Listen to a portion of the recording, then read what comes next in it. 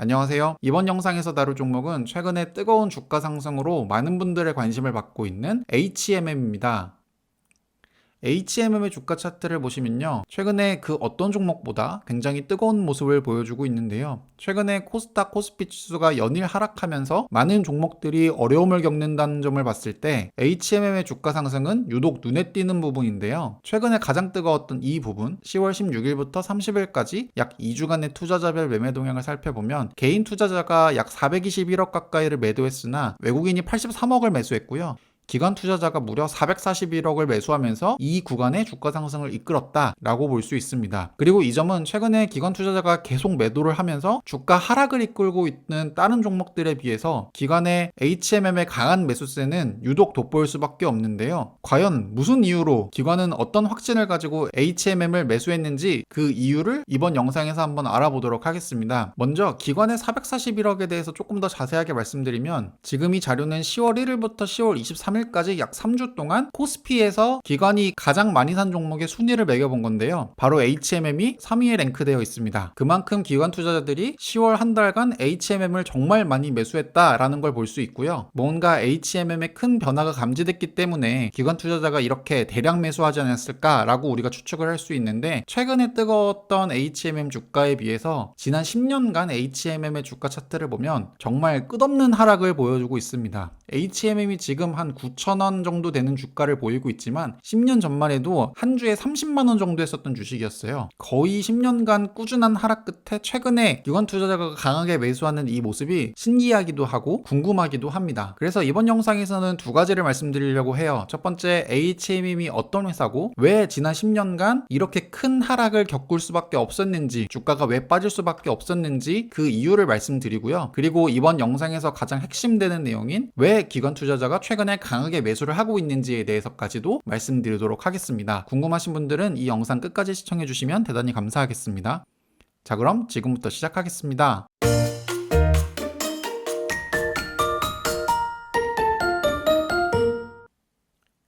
HMM, 외국인과 기관이 매수하고 있는 진짜 이유에 대해서 한번 알아볼 건데요. 첫 번째는 말씀드린 것처럼 지난 잃어버린 10년에 대해서 말씀드릴 거예요. 그리고 두 번째 파트에서는 반전의 서막이라고 제가 이름을 지어봤는데요. 이 부분이 최근에 기관 투자가 강하게 매수하는 이유가 될 것입니다. 각 항목별로 조금 더 자세하게 살펴보면요. 잃어버린 10년에서는 현재 HMM이 영위하고 있는 해운 산업이 지난 10년간 어떤 어려움을 겪었고 그 결과 주가가 왜 빠질 수밖에 없었는지에 대해서 말씀드릴 거고요. 그리고 최근에 기관 투자자들이 강하게 매수하고 있는 이유는 제가 판단해 본 결과 환상의 삼중주가 잘 맞아떨어지고 있기 때문이다 라고 저는 보여집니다. 그 내용이 구체적으로 무엇인지 반전의 서막 이 부분에서 말씀드리도록 할게요. 자, 그럼 첫 번째, 왜 지난 10년간 HMM은 어려움을 겪을 수밖에 없었는지, 주가가 왜 떨어질 수밖에 없었는지 그 이유에 대해서 먼저 알아보도록 하겠습니다. HMM은 해운업을 영위하고 있는 회사고요. 예전 사명은 현대상선이었고 올해 초에 HMM으로 사명 변경을 완료했습니다. 과거 10년간의 GDP 성장률과 컨테이너 수요를 살펴보면 이 빨간색 부분이 컨테이너 수요 성장률이고요. 파란색 부분이 GDP 성장률인데 최근 10년 이 구간을 살펴보면 GDP 성장률 대비해서 컨테이너 수요 성장률이 따라가지 못하는 모습을 보여주고 있습니다. 즉 경제가 활성화되고 무역이 활성화되면 물동량이 늘어야 되는데 GDP 성장률만큼 물동량이 늘지 않았다, 수요가 늘지 않았다 라고 보여지는 건데요. 반대로 컨테이너선의 선봉량, 그러니까 컨테이너선에 실을 수 있는 물량 추이를 살펴보면 수요는 GDP 성장률을 따라가지 못하지만 공급량은 꾸준하게 올라가고 있는 걸 보여주고 있습니다. 즉 결론적으로 말하면 수요는 없는데 공급은 계속 늘어나는 모습을 지난 10년간 보여줬다라는 점인데요. 더군다나 컨테이너선 신조 발조 추이를 살펴보면요. 아까 보신 거는 2010년 이후부터 수요량이 급격하게 줄어드는데 2010년 바로 직전에 발조량이 확 느는 걸 볼 수 있습니다. 컨테이너선이 일단 발주에 들어가면 배가 만들어지는데 한 2, 3년 정도 걸려요. 그 결과 신조 인도량이 2010년 이후부터 수요가 줄어듦에도 불구하고 신조 인도량이 2010년부터 2015년까지 꾸준하게 증가하는 걸 볼 수 있습니다. 안 그래도 공급이 넘쳐나는데 더 공급량이 증가됐다라고 볼 수 있는 거죠.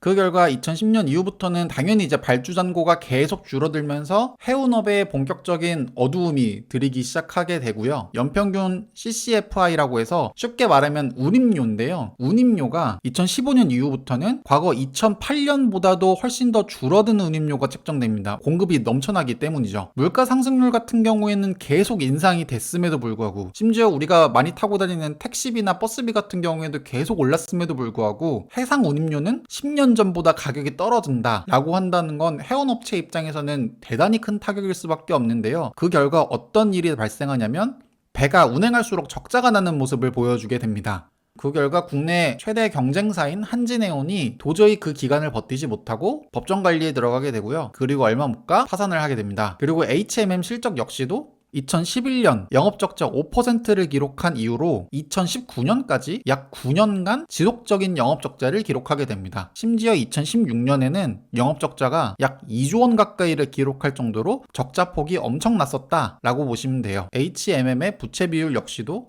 2015년 정도에는 부채 비율 2500%라는 엄청난 수치를 기록하게 되고요. 그 결과 HMM은 지난 10년간 지속적으로 구조조정을 진행하게 됩니다. 돈이 없다 보니까 벌크 전용선 사업부를 매각하기도 하고, 또 현장운하정이 직접 사재를 출연해서 자금을 땡겨오기도 하고, 현대 부산 신항만 지분을 매각하면서 어떻게 해서든지 자금을 계속 끌어올려 하고 구조조정을 계속 진행했던 게 지난 10년간의 히스토리예요. 뿐만 아니라 자본 확충 내역도 살펴보게 되면 16년 유상증자, 16년 6월 같은 해 유상증자 또 하고, 전환사채 발행, 신주인수권 부사채 발행 등 2016년부터 2020년까지 약 13회에 걸친 유상증자 및 전환사채를 계속 발행하게 됩니다. 그러다 보니까 주당 가치는 계속 희석될 수밖에 없었고, 그 결과가 최근 10년간의 HMM의 주가 추이에 다 나와 있다라고 볼 수 있는 거죠. 자, 지금까지 HMM이 지난 10년간 어떤 어려움을 겪었는지, 30만원 정도 하던 주가가 만원 이하로 주가가 떨어질 수밖에 없었는지에 대해서 알아봤는데요. 그러면 왜 최근에 기관 투자자가 싹쓸이라고 표현할 수 있을 정도로 강하게 HMM을 매수하고 있는지, 그 이유에 대해서 한번 알아보도록 할게요.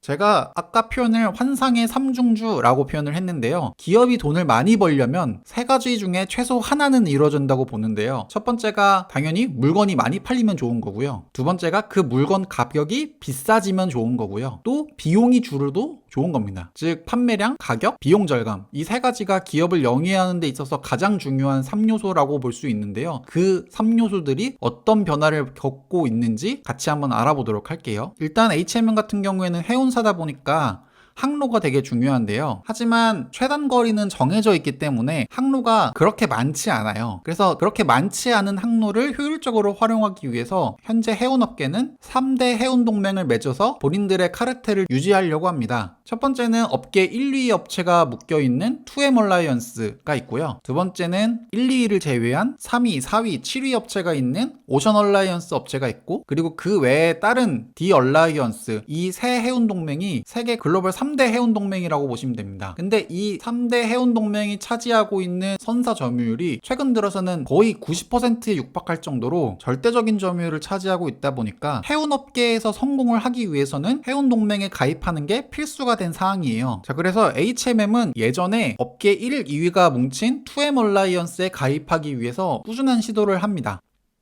2016년에 현대상선, 지금 HMM이 최대 해운동맹인 2M에 가입을 추진했는데요.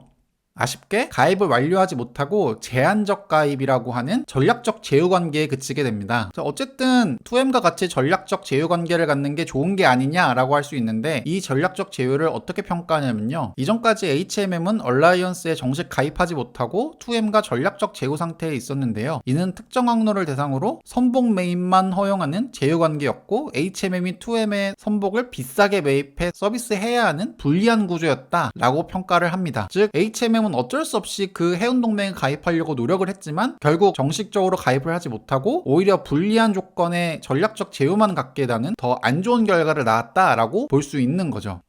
하지만 HMM은 포기하지 않고 가장 힘들었던 2018년 무려 20여 척의 친환경 메가 컨테이너 발주를 하게 되는데요. 2018년에 발주가 들어갔으니 약 2년 반에서 3년이 2020년에 인도가 예정이 됩니다. 즉 올해 중순부터 순차적으로 초대형 메가 컨테이너가 HMM에 인도가 되는데요. 이 늘어나는 초대형선 확보로 인해서 HMM은 드디어 3대 동맹 중에 하나인 디얼라이언스의 정회원으로 가입하게 되는 게 2020년 올해 4월 1일입니다. HMM으로서도 본격적으로 해운업을 영위할 수 있는 가장 최적의 상태를 갖춰놨다라고 볼 수 있는 거고요.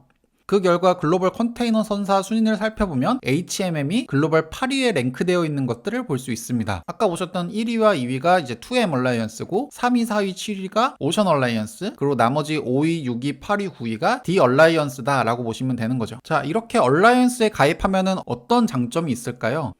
바로 비용 절감 부분에서 큰 장점을 갖게 되는데요. 얼라이언스 편입으로 인해서 화물비가 2019년 상반기 대비 2020년 상반기에는 줄어든 모습을 보여주고 있고요. 용선료 역시도 19년 대비 줄어드는 모습, 연료비도 19년 대비 줄어드는 모습을 보이면서 전체적으로 비용적인 측면에서 절감 효과가 강하다라고 볼 수 있고요. 비용 절감은 수익 개선으로 이루어질 수밖에 없습니다. 그 결과 2018년 1Q부터 지속적으로 영업 적자가 났던 거에 반해서 2020년 2분기는 드디어 9년 만에 영업 이익을 내는 모습을 보여주고 있습니다. 특히 기업 투자자들이 제일 관심을 많이 갖는 종목들이 어떤 종목이냐면 장기간의 영업 적자를 겪고 있다가 투자 전환을 하는 기업들을 굉장히 많이 선호하는데요. 그 점에 있어서 HMM은 가장 최적의 종목이 될 수 있다라고 볼 수 있는 거예요. 자, 아까 말씀드렸던 3대 요소인 비용 절감 측면은 얼라이언스 가입으로 해소됐다라고 볼 수 있는데요. 비용 절감 효과로 인해서 컨테이너 선사 영업이익률 추이 역시도 HMM이 최근에 굉장히 빠르게 올라오는 모습을 보여주고 있고요. 이는 글로벌 1위 업체인 머스크보다도 오히려 더 높은 영업이익률을 보여주고 있습니다. 자, 지금까지는 비용 절감 측면에서 HMM이 많이 개선된 모습을 보여줬다라는 것들을 확인할 수 있었는데요. 3대 요소 중에 하나, 물량 증가는 어떤 변화를 갖고 왔는지 한번 보도록 할게요. 최근에 컨테이너 물동량 증감률을 살펴보면요. 올해 같은 경우에는 코로나로 인해서 5월까지는 계속 마이너스를 보여주고 있지만 그 이후부터는 서서히 물동량이 증가하는 모습을 보여주고 있어요.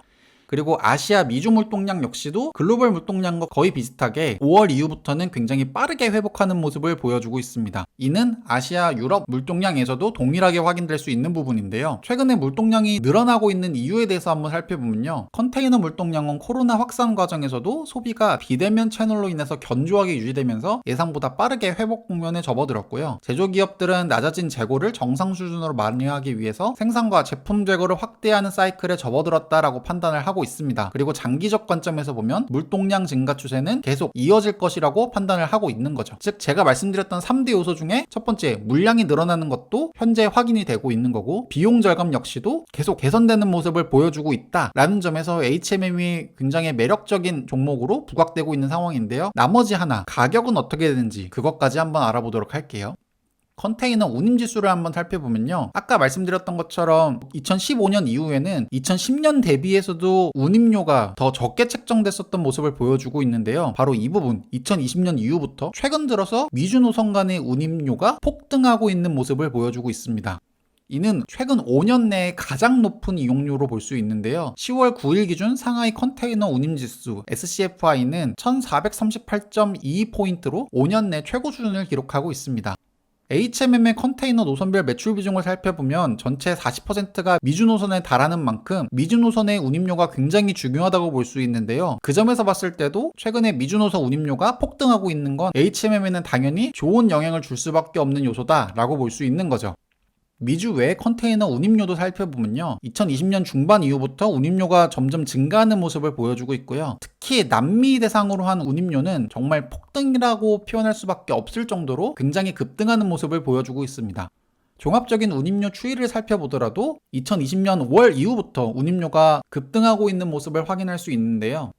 전체적인 운임료뿐만 아니라 HMM의 컨테이너 운임 추이 역시도 오히려 SCFI 증감률보다 더 높은 수준으로 운임료가 증가하고 있다는 걸 볼 수 있고요. 그 이유에 대해서 한번 살펴보자면 크게 4가지를 볼 수 있습니다. 아까 보셨던 견조한 미국 내 소비 및 중국의 산업 생산 조기 정상화에 따른 예상보다 빠르게 나타나고 있는 물동량 회복, 아까 보신 내용이죠. 재고 확충 수요가 발생했고 또 상반기에 코로나가 너무 심하다 보니까 지연됐던 물류들이 6월 이후에 폭증하고 있다라고 볼 수도 수도 있고, 또 코로나로 인해서 방역 장비 수요가 늘어나다 보니까 해당 물동량이 증가했다라고도 볼 수 있고, 또 코로나로 인해서 항공이라든지 다 기타 선박 부분에서 정상적인 운송수단이 어렵다 보니까 컨테이너 쪽에서는 그 결과 코로나에도 불구하고 예상 대비 물동량이 견조했고 운송수단 이용 차질로 공급이 감소하면서 운임료가 상승하고 있다라고 보는데요. 중장기 운임 상승세도 추세를 계속 이어갈 거라고 현재 전망을 하고 있습니다. 즉 물동량이 줄어드니까 매출이 늘어들죠. 거기에 운임료가 상승되니까 더 좋은 거고, 거기에 얼라이언스 가입으로 인해서 비용까지 줄어들다 보니까 HMM의 전망이 최근 10년간의 어두웠던 거에 비해서 굉장히 좋은 상태다라고 볼 수 있는 겁니다. 그리고 그 점이 기관 투자자들의 투심을 자극하고 있고 최근의 주가 상승으로 이어오고 있다라고 볼 수 있는 거예요.